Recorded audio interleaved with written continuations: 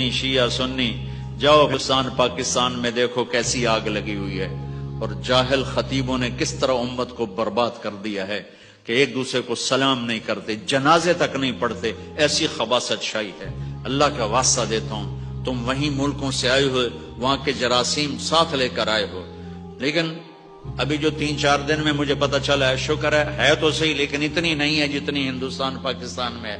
اس کو یہیں دبا دو، اگلی نسل کو ہوا نہ لگنے دو، مسلمان بن کے رہو، امت بن کے رہو، سنی کو بنیان بناؤ اور امت کو کرتا بناؤ، شیعہ کو اپنی بنیان بناؤ اور امت کو کرتا بناؤ، دیوبندی دیوبندی رہے، بریلوی بریلوی رہے، وہابی وہابی رہے، سنی سنی رہے، شیعہ شیعہ رہے، اور محبت سے رہو۔ یہ اچھا کہ ایک دوسرے کے گلے کاٹتے پھرو، ایک دوسرے پر کفر کے فتوے لگاتے پھرو۔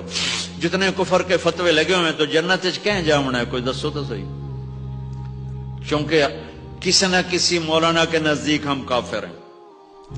اگر ان مولاناؤں کے فتوے کو اللہ بھی مان گیا تو وہ جنت ویلی پئی ہے، اسے تو کہیں نہیں جاونا، پھر تو جنت دوزخی پرنی۔ کیسے نادان لوگ ہیں، کسی کو کافر کہنا اتنا آسان کام ہے، کسی کو گستاخ رسول کہنا اتنا کوئی آسان کام ہے؟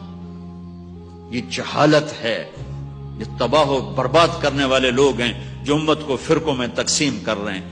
مجھے 20 سال ہو گئے یہ مضمون کہتے ہوئے کہ اللہ کے واسطے امت بن کے چلو، امت بن کے چلو، اختلاف کرو، یہاں ہاتھ باندھو یہاں باندھو یا چھوڑ دو، نماز اللہ کی ہے، قبول ہوگی۔ اللہ کے واسطے سینے کھلے رکھو، محبتوں کو تقسیم کرو، امت کو ٹکڑوں میں مت تقسیم کرو، میرے نبی کی محنت کو ایسے برباد نہ کرو، ایسے خطیبوں کے پیچھے مت چلو جو چند ٹکوں کے پیچھے تمہیں لڑا کے اور تمہارے اندر نفرت کی آگ جلا کے خود پیسہ کھڑا کر کے گھر جا کے بیٹھ جائیں۔ اللہ کے واسطے خود قرآن پڑھو، خود کتنے ترجمے لکھے پڑے ہیں، خود قرآن پڑھو، اپنے نبی کی زندگی۔ اب تو نیٹ کھولو، تمہیں کتابوں کی ضرورت ہی نہیں ہے، گوگل پہ چلے جاؤ، پوری نبی کی زندگی نکال کے پڑھو، قرآن پڑھو، تمہارے موبائل میں پورا قرآن موجود ہے۔ اللہ کے واسطے اپنے اللہ کا کلام پڑھو کہ اللہ کیا کہتا ہے، تمہیں پتہ تو چلے کہ تمہارے سامنے بولنے والا کیا بول رہا ہے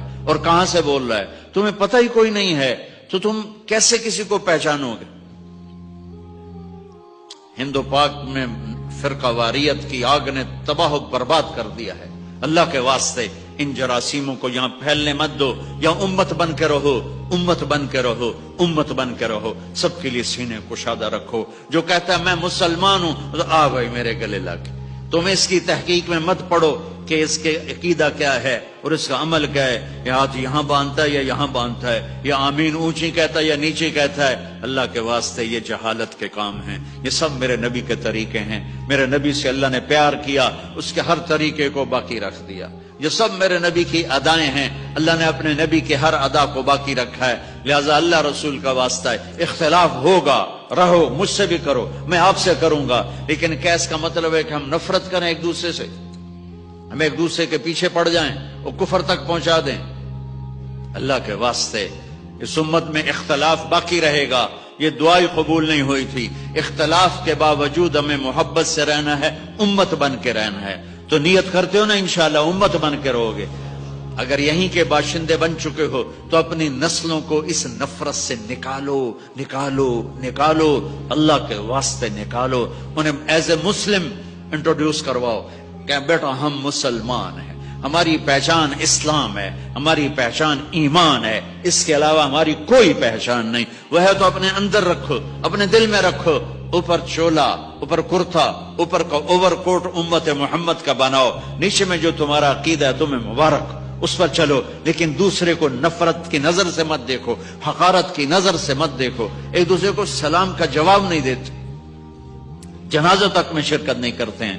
تو میں چونکہ آپ سب کی روٹس انڈیا پاکستان بنگلہ دیش کے ساتھ ہیں اور وہاں یہ جراثیم نہیں ہے، وہاں یہ آگ لگی ہوئی ہے، تو اللہ کے واسطے یہاں اس آگ کو جلنے نہ دینا، اس کو بجھا دینا۔ یہاں کے علماء سے بھی کہتا ہوں کہ اللہ کے واسطے فتویٰ بازی میں نرمی اختیار کرو، چھوٹی چھوٹی باتوں کو حرام حرام حرام، اللہ کے واسطے مفت کے مفتی نہ بنو، تحقیقی ریسرچر بنو، اور مفتی کا کام ہوتا ہے آسانی دینا، محبت سے چیز کو